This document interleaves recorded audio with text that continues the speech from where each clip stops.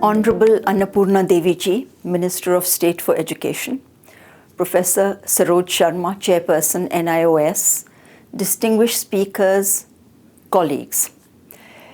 It's a pleasure to be virtually present at this high-level event with such inspiring women leaders. The NIOS is a close partner of both the Commonwealth of Learning in Vancouver and our regional office in Delhi, the Commonwealth Educational Media Centre for Asia, or CEMCA, which you know. The Commonwealth of Learning is an intergovernmental organization which helps Commonwealth member states and institutions to harness the potential of distance learning and technologies for expanding access to education and training. We believe that access to learning is the key to sustainable development. This means that learning must lead to economic empowerment, social inclusion, and environmental conservation. So this links very nicely with the theme of this year's International Women's Day, which is Gender Equality Today for a Sustainable Tomorrow.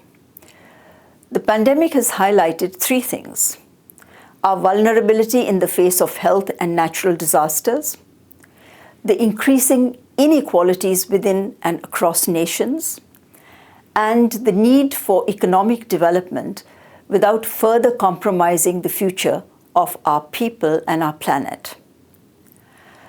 A sustainable tomorrow is only possible if these pressing issues are addressed.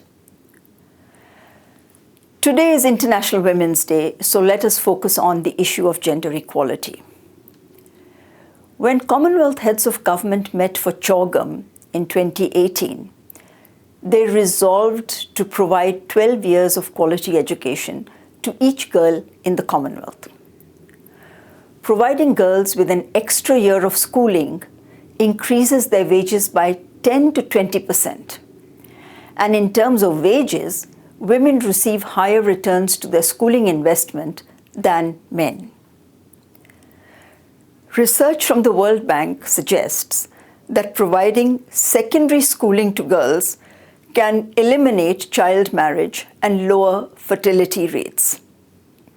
Because of higher literacy levels among women, the fertility rates in Kerala are well below the national average.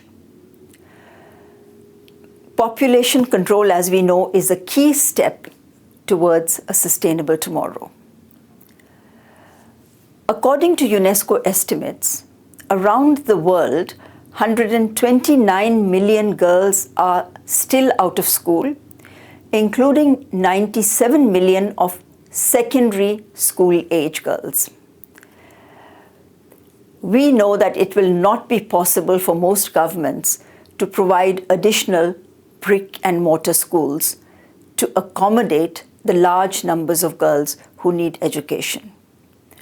Open schools become a viable option because they increase access, they decrease costs, and enhance the quality of education, all with a lower carbon footprint.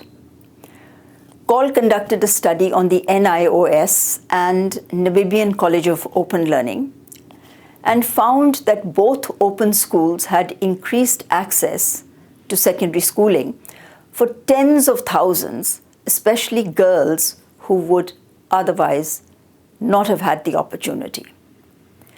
Interestingly, the study found that putting a learner through an open school in India costs 1/10 of what it takes to put a student through a government-supported secondary school.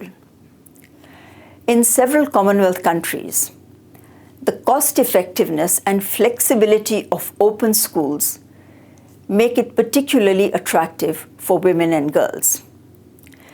Khadija, a young girl from Bangladesh, told us, and I quote, "My father believes that only boys should have an education. He wanted me to get married, but I did not want to destroy my life. Right now, I am continuing my studies at the open school in Dhaka because I firmly believe that education can change my social position," unquote. This is very familiar, even in India. In crisis situations, girls' education becomes a major casualty. Experts estimate that on account of the pandemic, 11 million girls are not likely to return to school. So how will we ensure that girls get back into school? Let me cite another project that GAUL is doing where we train adolescent girls for livelihoods in 5 countries. But this is only possible by first sensitizing the communities and the families. In fact, the GAUL experience shows that empowered mothers are the most important determinant in bringing girls back to school. Using its national network, NIOS is in a unique position to mobilize communities and empower mothers across the country to ensure that more girls are supported to complete secondary schooling. As we know from the CHIPCO movement, women and girls can play a key role in mitigating the negative impacts of climate change. More girls must be encouraged to opt for STEM subjects and develop skills for green jobs. In addition, NIOS can integrate climate literacy into the curriculum across disciplines. If all 1.3 million NIOS students changed their behaviors and became champions of environmental conservation, think of the difference it would make to reducing the carbon footprint of the country. I believe open schools have a leadership role to play in ensuring that each girl has access to 12 years of quality education that inculcates sustainable behaviors. Let me conclude by modifying the slogan Beti Padhao, Beti Bachao to Beti Padhao, Paryavaran Bachao. Thank you for your kind attention.